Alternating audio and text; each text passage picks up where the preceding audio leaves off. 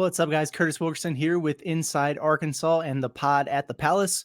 Welcome back to another episode of our Arkansas basketball video mailbag series where essentially I answer any questions you guys hit me up with. Anything that involves Arkansas basketball, Coach Cal, the team, recruiting, schedule, whatever, you name it. We post a question a day here on our Inside Arkansas YouTube page, and we're going to keep doing that and keep it rolling as long as you guys keep flooding me with the questions and the responses. So today's question comes from Post Muss Clarity. It says, probably already been asked a lot, but how do you think the front court rotation will shake out? Well, two things here. One, Post Muss Clarity, that is an A+ Twitter handle. So well done. Absolutely love that. Number two, it really hasn't been asked a ton, at least to me, but coincidentally, I would also suggest that maybe you tap into our Locked On Razorbacks YouTube page and our podcast channels there, because our Monday episode of the Pod at the Palace was pretty much fully dedicated to why I believe Arkansas has a top 10 front court in the country. So might be worth a listen if that's something that you're particularly interested there. But let's go ahead and answer your question, which is specific to how that rotation is going to work out. The way I see it, I mean, you've got four guys, right? Adute Thiero and Trevin Brazile at the 4, and then you got Big Z and Jonas Aidoo at the 5. I actually think there's a path there to where every one of those guys could average in that 20-minute per game range, some more than others.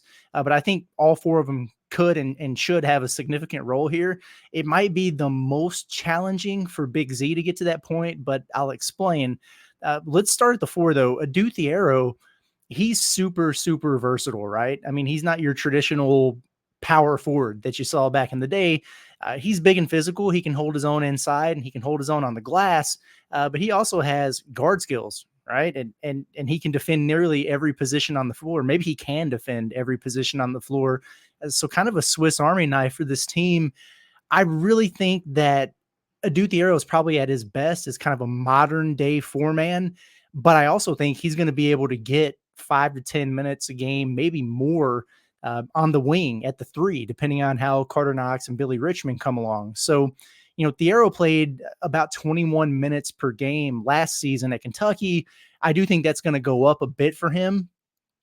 Where I see Thiero as kind of a 4-3 combo, I see Trevin Brazile as more of a 4-5 combo. So I bet Trevin Brazile gets 80 to 90% of his minutes at the 4, at that power forward spot as a stretch guy. But I also, I would say he's probably, well, he absolutely is the next man up at the center spot in the event of injuries, foul trouble, whatever. And he's also a really good small ball candidate at the 5 if matchups kind of dictate it. So with Brazile, I mean, he played 26 minutes per game last season when he was healthy. I blindly kind of have him in that 22 to 25 minute per game range in my mind. And so I think Thiero, Brazile, those two guys split the load for the most part at the 4. But I do think that they're going to be able to fill in a few minutes here and there at other spots to kind of get that minutes per game average up a little bit higher, as opposed to just a straight 20-20 split. Now at the 5, Jonas Aidoo he's kind of your anchor, right? All SEC big man. He played 25 minutes per game in a really good Tennessee front court last year. So I think that's about right for him, which would then leave roughly 15 minutes per game for Big Z. Now that would be up a few minutes from what Z averaged last year at Kentucky. I think he was like 11.7 minutes per game. And he had the weird deal where remember the eligibility was not a thing for the first semester. He didn't really get cleared to play until January in the middle of SEC season. So you kind of anticipate that he's a guy who's going to be able to take a step forward. Well, I don't know. I mean, I think you're going to have a lot of games where Big Z really plays a lot. And I think he's going to be, I mean, I had him listed as my breakout candidate for the team. So obviously I believe that too. Well, where are the minutes going to come from?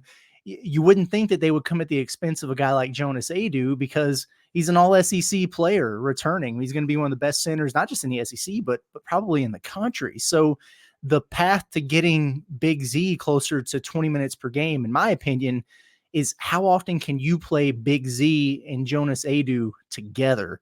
And I know that sounds a little bit crazy, 2 centers on the floor. This, again, this ain't the 80s and the 90s, man. So How are you going to pull that off? Well, uh, frankly, Coach Cal is not allergic to playing two bigs together.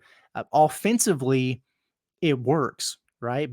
Because of Big Z, because he's a very good 3-point shooter, because he's a very good passer at his position. Arkansas with Muss experimented with Jalen Williams and Connor Vanover. And I thought it worked really well offensively because both those guys played well off each other. You had both of them were capable 3-point shooters, but both of them were also really good passers at the position. So it didn't kill spacing. So offensively, I don't think it would hurt spacing for Arkansas if they played those two guys together. It just has to be the right matchups defensively. If a team is playing a more modern four-man who's perimeter oriented, it's going to be really tough. Big Z would struggle in that situation.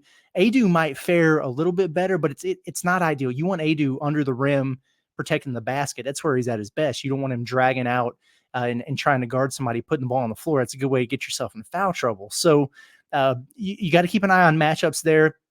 If you run into a team that's playing two bigs, Janai Broome and Dylan Cardwell together at Auburn or something, or if they're playing a four-man who's not a perimeter threat or not a big scoring threat, then you can do that. Game on. Z and Adu together, the Twin Towers.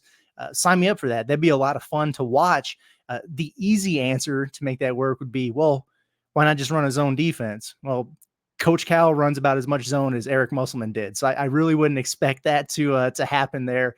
But again, I do think all four of these guys are going to play a lot. They're going to have to get creative, I think, to get Big Z the minutes that he's probably going to demand, because I think he's going to really take off in his sophomore season here. But all four of them are going to have a big role, and I think it's going to be a strong front court. Appreciate the question. That was a really good one, and keep firing away, folks, because like I said, we're going to keep posting a new video from this series every day as long as you guys keep asking them, and maybe it'll take us right on up to the season. It's been a lot of fun.